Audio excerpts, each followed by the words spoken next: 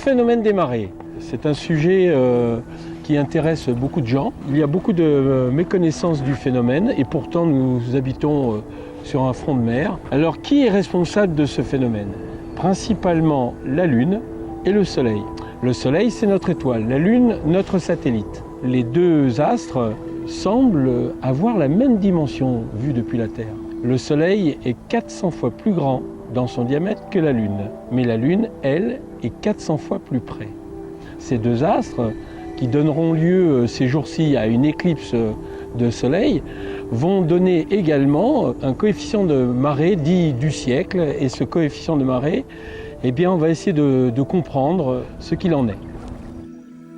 Vous avez deux phénomènes que l'on connaît bien, le phénomène qui est lié à la force centrifuge, et un autre phénomène qui, lui, est tout simplement lié au fait que, comme nous a expliqué Newton, tous les corps tendent à aller vers le centre de la Terre.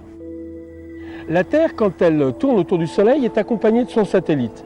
La Lune, qui tourne autour de la Terre, va engendrer un mouvement, là aussi, centrifuge. La Terre et la Lune n'ont pas leur point d'équilibre, je dirais, entre les deux astres, ou ni centré sur le centre de la Terre. Ce point particulier se trouve sous la croûte terrestre. À chaque fois que la Lune sera, je dirais, d'un côté de ma figure, et bien de l'autre côté, il y aura un effet centrifuge qui ira naturellement amplifier le bourrelet centrifuge de tout à l'heure, qui était celui lié au fait que la Terre tourne sur elle-même.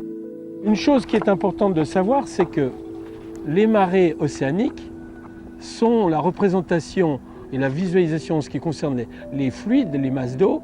Mais il faut savoir qu'à chaque fois que la Lune passe au-dessus de nous, toutes les montagnes, le Pays Basque, le plateau continental, tout monte d'une vingtaine à d'une trentaine de centimètres et redescend quand la Lune s'éloigne. On peut dire que dans le phénomène des marées, 2/3 du phénomène sont liés directement à la Lune et 1/3 au Soleil. Si la Lune n'existe pas, s'il n'y a pas de satellite naturel autour de la Terre, eh bien nous aurons un effet de marée qui sera lié uniquement au Soleil et qui correspondra à des marées sur la surface du globe correspondant à ce que l'on trouve dans le bassin méditerranéen. La Lune tourne autour de la Terre dans un petit peu moins d'un mois. Quand la Lune se trouve entre le Soleil et la Terre, elle nous montre que sa partie non éclairée, c'est la nouvelle Lune. Ces trois astres étant alignés, l'astronome va appeler ça une conjonction. Mais on appelle également ce genre de phénomène, quand il s'agit, on le verra pour la pleine lune, d'opposition, on peut appeler ça en astronomie une syzygie. Si les trois astres tirent dans le même sens, effectivement, les effets seront importants. Le bourrelet océanique va être attiré par la Lune. De l'autre côté, eh bien, on obtiendra exactement la même quantité de marée. Quand nous avons des marées dans cette configuration, nous avons ce que l'on appelle des marées de Vivo. Ce sont des marées qui vont aller de 70 à 120. Si je suis en pleine lune, je n'ai pas besoin de refaire ma figure. J'ai toujours des marées de Vivo. Lorsque je suis en premier quartier, j'ai le Soleil et la Lune qui ne sont pas dans la même direction.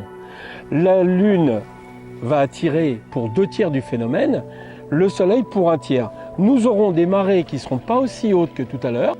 La Terre tournant sur elle-même en un jour, on va dire, il y aura 4 marées hautes, 4 marées basses, puisque nous sommes dans un cycle de marées de semi-diurnes. Lorsque je suis en dernier quartier, j'ai le même problème qu'en premier quartier, des marées qui seront pas très importantes. Je suis donc là en marée de Morteau, coefficient de 20 à 70. Alors qu'est-ce que c'est qu'un coefficient? Et pourquoi 20 à 120? Ce n'est pas une valeur de hauteur, on va dire que c'est un coefficient qui va qualifier la position relative de ces trois astres entre eux. Aussi bien dans leur position par rapport à un plan, que dans leurs alignements et que dans leur distance. La Lune, quand elle tourne autour de la Terre, elle monte et elle descend. Le plan de l'orbite lunaire est incliné de 5 degrés. La Lune va monter, va descendre. Donc, à chaque fois qu'elle va passer entre la Terre et le Soleil, elle sera soit plus haute, soit plus basse.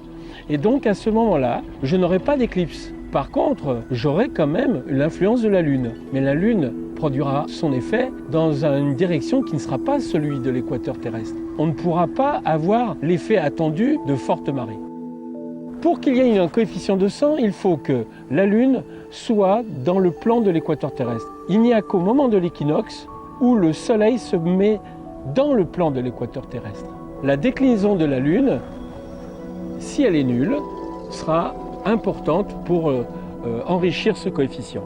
Si je suis au moment des solstices, la Terre, quand elle tourne autour du Soleil, avec son axe de rotation toujours incliné de la même manière, eh bien, va avoir l'équateur qui, vu depuis le Soleil, va produire des effets qui se produiront, je dirais, à la verticale des tropiques et non de l'équateur. Par contre, au moment de l'équinoxe, même si c'est en hiver que la Terre est au plus près du Soleil, au moment de l'équinoxe, la Terre n'est pas au plus loin. Et à ce moment-là, on va avoir l'attraction du Soleil qui naturellement va se faire dans le bourrelet équatorial de la Terre. Si vous mettez une distance moyenne Terre-Lune, une distance Terre-Soleil moyenne, la déclinaison de la Lune nulle au moment de l'équinoxe, vous avez un coefficient 100. Si les distances sont au plus court, pour le Soleil et pour la Terre, vous pouvez monter jusqu'à 120. Si vous êtes au plus loin et que vous êtes au moment du solstice, où tout est défavorable, vous aurez un coefficient de 20. 119, c'est ce que nous allons avoir. Si vous êtes un petit peu patient, 120, vous l'obtiendrez le 25 mars 2073.